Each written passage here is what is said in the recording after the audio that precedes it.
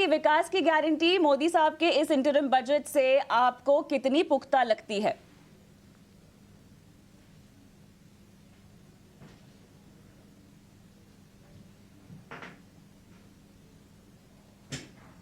आपकी आवाज अभी भी कट रही है कविता। चलिए, मैं एक बार फिर आपके पास आऊंगी इसी सवाल को लेकर, लेकिन तब तक चलिए स्वरूप आप बताइए, आपको पसंद है ये गारंटी? आई थिंक इंटरन बजट था, सो उस हिसाब से ठीक ही चल रहा है। आई मीन मोस्ट इम्पॉर्टेंट था फिजिकल प्रूडेंस जो दिखा रही है आज के टाइम में। आप ये नज़रअंदाज नहीं कर सकते कि वर्ल्ड की जो डेटा पॉइंट्स काफ़ी नाजुक है, वो स्टेट में आप एक बजट दे रहे हो और वो भी इंटरिम, तो उस हिसाब से द फिजिकल प्रूडेंस जिसकी कंटिन्यूटी हमें दिखी वो मेरे हिसाब से बहुत सही थी और उससे काफ़ी भरोसा आ रहा है ऑन द प्रोसेस। जो इन्होंने एक ये रेजीम ने जो 10-15 साल का एक विज़न दिखाया है, वो विज़न पे वो लोग कायम है। इंफ्रास्ट्रक्चर का ग्रोथ पुश चल रहा है, which is most important for India at this moment. At the same time थोड़ा बहुत जो मेरा एक शिकायत था लास्ट बजट का on health care and education, उसमें भी काम अभी शुरू हो गया। So broadly good budget. No news is good news.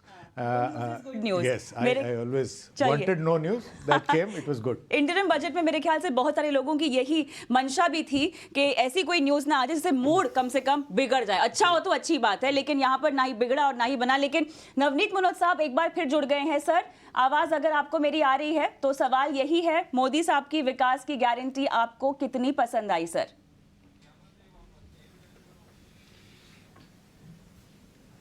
काफी पसंद आई और मुझे लगता है कि इससे विश्वास में वृद्धि होगी हर भारतीय की, हर तबके की, हर क्षेत्र की। आई थिंक कोशिश करी गई है कि बजट में कंटिन्यूटी रहे। जो रिफॉर्म्स इतने वर्षों में हुए हैं उस पर हम निरंतर प्रगति करते रहे। कोशिश करी गई है कि नंबर्स क्रेडिबल हो, फिजिकल कंसोलिडेशन का जो पाथ है उस पर हम चलते रहें, क्योंकि उसी से मैक्रो स्टेबिलिटी और फाइनेंशियल स्टेबिलिटी बनने में बहुत सहायता मिलती है। और कन्विक्शन है कि भारत विकसित भारत की एक जो हमारी यात्रा है उस पर हम निरंतर बढ़े और समाज के सभी क्षेत्रों को साथ में लेकर। और मैं कहूंगा कि चाहे आप एक इंडस्ट्रियलिस्ट हैं, चाहे आप एक इंडस्ट्रियल वर्कर हैं या आप एक इन्वेस्टर हैं, और जैसा उन्होंने ज्ञान एक्रोनिम दिया कि चाहे आप गरीब हैं, युवा हैं, अन्नदाता हैं या नारी हैं, आई थिंक सभी को पसंद आएगा कि हम एक विकसित भारत की यात्रा में इस अमृत काल में पूरा भारत जुड़ा हुआ है। और मेरे ख्याल में पूरे विश्व की निगाहें जो भारत पर है अगले कई वर्षों तक पूरे विश्व को ना सिर्फ एक हायर ग्रोथ के जरिए विश्व की अर्थव्यवस्था में हम हेल्प कर सकते हैं, बट ऑल्सो एक लीडरशिप, नई लीडरशिप पूरे विश्व को दे सकते हैं। तो मेरे ख्याल में विश्वास जगाने वाला, विश्वास को बढ़ाने वाला बजट कहा जाएगा। चाहे इंटरिम बजट है, पर मेरे ख्याल में जिस तरह से स्पीच में सारी बातें पिछले 10 वर्ष की बताई गई और अगले 15-20 वर्ष का विजन दिखाया गया, तो मेरे ख्याल में विश्वास में वृद्धि, ये 3 शब्द मैं प्रयोग करना चाहूंगा। आने वाले वक्त का विजन तो हमने देखा, लेकिन अब जो है इलेक्शंस के बाद एक और बजट होने वाला है।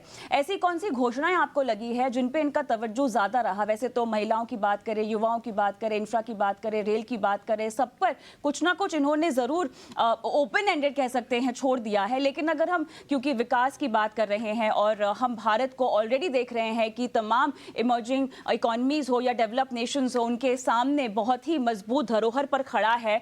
अगले बजट में किन किन घोषणाओं पर या विस्तार योजनाओं पर विस्तार हो सकता है? क्या इसका अंदेशा आपको इस स्पीच में से लगता हुआ दिखाई दिया है सर?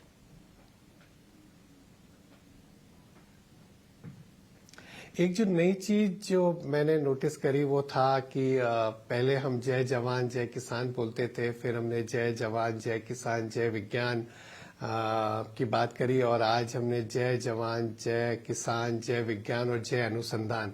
हम अगर एक इनोवेशन लेड इकोनॉमी बनाते हैं, हम अगर एक R&D पर ज्यादा फोकस करते हैं, इतने दशकों तक भारत में इनोवेशन के नाम पर हमेशा कहा गया है कि हम जुगाड़ को ही इनोवेशन कहते हैं, लेकिन अगर एक ट्रू R&D इकोनॉमी अगर हम बनाए, वर्ल्ड लीडर बनने के लिए हमने देखा है जो यूएस ने किया है एक शताब्दी तक, जो चाइना ने पिछले 30-40 सालों में प्रगति करी है, भारत में भी वही संभावनाएं हैं। टैलेंट और टेक्नोलॉजी को मिलाकर अगर हम, उन्होंने डीप टेक की बात करी, उन्होंने और भी एक इनोवेशन फंड की बात करी, वो मुझे लगता है एक नई चीज है। बाकी तो continuity on physical infrastructure, continuity on social infrastructure, continuity on reforms, continuity on fiscal consolidation, stability, वो सब की तो social welfare, वो सब की तो है ही. बट मुझे लगता है अगर innovation पर अगर हम एक नए जरिए से, एक नए तरीके से देखें और उस पर एक सरकार का भी एक बड़ा ध्यान रहे और प्राइवेट सेक्टर साथ में जुड़ जाए, एकेडेमिया, प्राइवेट सेक्टर और सरकार अगर ये तीनों मिलकर करें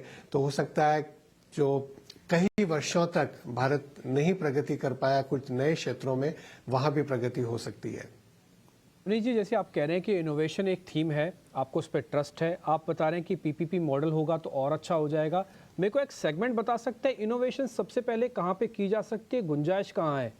ये जैसे हमने डिफेंस के अंदर धीरे धीरे करके इनोवेशन की, तो ऐसा कुछ कोर एरियाज आप बता सकते हैं जहाँ पे इनोवेशन का बहुत बड़ा एरिया है, वहाँ पे इनोवेशन होगी अच्छे से? नहीं, बहुत सारे क्षेत्र हैं इनोवेशन में. जिस तरह से हम फिजिकल इंफ्रास्ट्रक्चर बिल्ड कर रहे हैं, अगर एजुकेशन है, अगर हेल्थ केयर है, अगर स्किल डेवलपमेंट है और नई इंडस्ट्री जो बन सकती है, आपने भी नाम लिया डिफेंस का, उसमें लाइक भारत कैन, क्या हम लोग ड्रोन में एक वर्ल्ड पावर बन सकते हैं? क्या हम लोग और नए क्षेत्रों में, चाहे वो सस्टेनेबिलिटी रिलेटेड हो, चाहे इलेक्ट्रिक व्हीकल्स हो, इलेक्ट्रिक बैटरीज हो या रिन्यूएबल एनर्जी हो या न्यू वेज ऑफ ट्रांसपोर्टेशन हो, बहुत सारे एरियाज है, स्पेस टेक्नोलॉजी, जहां पर इनोवेशन के जरिए क्या भारत एक लीप फ्रॉग कर सकता है. जिस तरह से हमने एक डिजिटल फाइनेंस में लीप फ्रॉग किया, जिस तरह से हमने एक मोबिलिटी में लीप फ्रॉग किया, क्या कुछ और क्षेत्र हम ढूंढ सकते हैं जहां पर 30-40 वर्षों में जहां हम पीछे रह गए, क्या हम उसमें लीप फ्रॉग कर सकते हैं? उसमें इनिशियल स्टेज पर मुश्किल होता है देखना, बट धीरे धीरे वो चीज इवॉल्व होती है. आज के 30 वर्ष पूर्व किसने सोचा होगा कि भारत का सॉफ्टवेयर एक्सपोर्ट्स भारत के ऑयल इंपोर्ट से भी बड़ा बन जाएगा, हम इतनी बड़ी वर्ल्ड पावर बन जाएंगे? किसने सोचा होगा कि हमारा सर्विसेज एक्सपोर्ट्स इतना बड़ा बन जाएगा? तो कई नए क्षेत्र इस तरह से और भी खुल सकते हैं अगर हम रियल एक इनोवेटिव वे ऑफ वर्किंग, एक इनोवेटिव वे ऑफ थिंकिंग, अगर हम एक एटीट्यूड में इनोवेशन डालते हैं, एटीट्यूड में अगर रिसर्च डालते हैं और एक साथ में मिलकर काम करते हैं, तो बहुत सारी संभावनाएं खुल सकती हैं. मैं जानती हूं आपको जाना है, आपका समय हमारे साथ लगभग खत्म हो गया है, लेकिन फिर भी जाते जाते पूछना चाहूंगी कि अगर रैंकिंग देनी हो 10 में से कितने नंबर देंगे?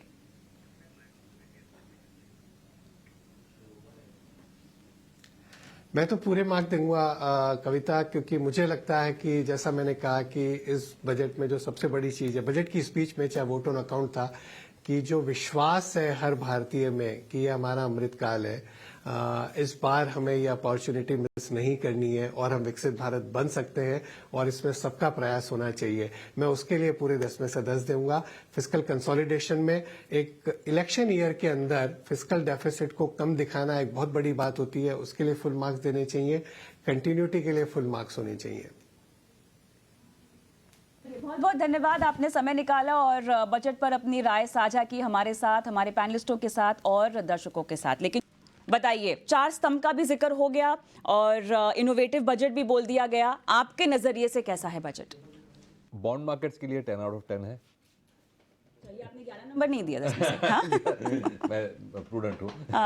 और इक्विटी मार्केट्स का मैं कहूँगा 8 to 9 है. ओके. कैपिटल एक्सपेंडिचर थोड़ा और स्पेंड हो सकता था ज्यादा. उसमें जो 11% ग्रोथ दिखाई है वो अच्छी है, लेकिन गिवन द फैक्ट कि अभी भी प्राइवेट सेक्टर कैपिटल एक्सपेंडिचर इतना पिकअप नहीं हुआ है, एक आध साल और ज्यादा गवर्नमेंट कैपेक्स का सपोर्ट रहता था तो बेटर था. 11% is not a bad number, but little more would have been better. क्या नहीं पसंद आया? ऐसा प्राइमा फेसी तो कुछ ऐसा नहीं लगा मुझे. फ्रैंकली अभी बजट में जो बड़ी बड़ी आइटम्स हैं वो तो स्ट्रीमलाइन हो चुकी है, तो ऐसा कुछ बिग बैंग वैसे भी एक्सपेक्टेड नहीं था. बिल्कुल. क्योंकि जीएसटी तो जीएसटी काउंसिल डिसाइड करती है, तो उसमें बजट का कुछ ज्यादा रोल नहीं होता. कॉर्पोरेट टैक्स जो है वो काफी ऑलरेडी कम कर चुके हैं जी. थोड़े हाई रेट्स हैं इनकम टैक्स पर्सनल लेवल पे, लेकिन उसमें भी जो न्यू रेजिम है उसमें भी काफी स्ट्रीमलाइंड है. तो मेरे ख्याल से इवन पर्सनल टैक्स पे भी अपार्ट फ्रॉम जो हाईएस्ट स्लैब है वहां पे कुछ रिलीफ होती नहीं तो बेटर था. अदरवाइज ऐसा कुछ डिसअपॉइंटिंग तो नहीं है, मैं कहूंगा. नहीं है. स्वरूप, आपको कुछ लगा डिसअपॉइंटिंग? डिसअपॉइंटिंग नहीं था, टू बी वेरी ऑनेस्ट. हमेशा मेरा यही गुजारिश रहेगी कि हेल्थ और एजुकेशन पे ज़्यादा से ज़्यादा स्पेंडिंग हो. बिल्कुल. जो पिछले 2-3 बजट में नहीं हुआ है, like last time budget was capex and defence oriented. एक एक्सपेक्टेशन हमेशा रहेगा, क्योंकि जो हमारा डेमोग्राफी है उसको ठीक से संभालना एक जिम्मेदारी है. और उसमें हेल्थ एंड एजुकेशन बोथ, क्योंकि 60% ऑफ वर्ल्ड पॉपुलेशन अंडर 30 ये कंट्री में रिसाइड करती है। बिल्कुल। तो उसको ठीक से रखना, उनके लिए एम्प्लॉयमेंट जनरेट Generate उनका रिस्पॉन्सिबिलिटी नहीं है, बट अगर ये ठीक से एजुकेटेड हैं और हेल्थ ठीक रहे तो एम्प्लॉयबल हो सकते हैं। तो उसका एक बहुत बड़ा जिम्मेदारी रहता है। वो एक हमेशा एक्सपेक्टेशन रहेगा मेरा from country selfish point of view, but otherwise directionally ठीक है। बट कविता, कुछ चीज़ें लेट्स पॉइंट आउट जी। कि ये बजट के थ्रू हमें कुछ स्टेटमेंट्स मिले हैं, जी, राइट? हाँ। ये मैंने all budgets, India 5 trillion economy, India 3rd largest economy, India to be developed by 2047, ये सब स्टेटमेंट्स इंडिया के नहीं थे 10-15 साल पहले। सही कह रहे हैं आप। Right, just think of these 3 statements. तो ये एक बहुत डिफरेंट डायरेक्शन ये कंट्री लेके जा रहे हैं, ये रेजिम। और ये बिग पिक्चर हमें कभी नहीं भूलना चाहिए। हाँ। कभी कभी छोटे छोटे इश्यूज से हम बिग पिक्चर से हट जाते हैं। बिल्कुल। अगर 2047 में हम एक डेवलप्ड इकोनॉमी हो जाए तो the journey from here to 2047 is very large. तो वो अगर देखें तो long term India looks very secure, very sound. कौन कौन सी सेक्टर्स और स्टॉक खरीदिएगा अब? अल्टीमेटली वही बात आ जाती है। बिल्कुल वही आ जाती है, सबको वही जानना है। इनसे भी सवाल लूंगी, आप भी सोचिएगा।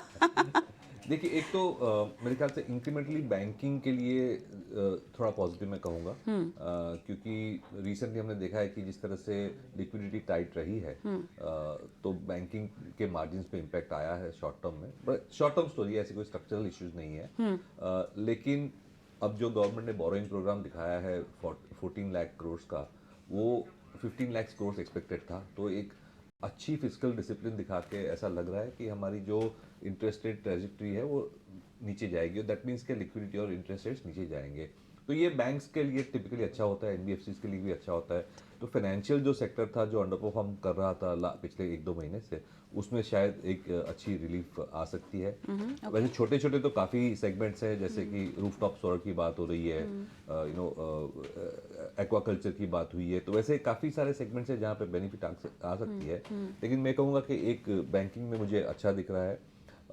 कंजम्पशन में मैं एक्सपेक्ट थोड़ा ज़्यादा कर रहा था रूरल इकोनॉमी के लिए, उसमें थोड़ा शायद कम आया है। क्योंकि ओवरऑल भी देखें तो रेवेन्यू एक्सपेंडिचर जो है वो एक्स ऑफ कैपेक्स जो है वो करीबन 4% ही है।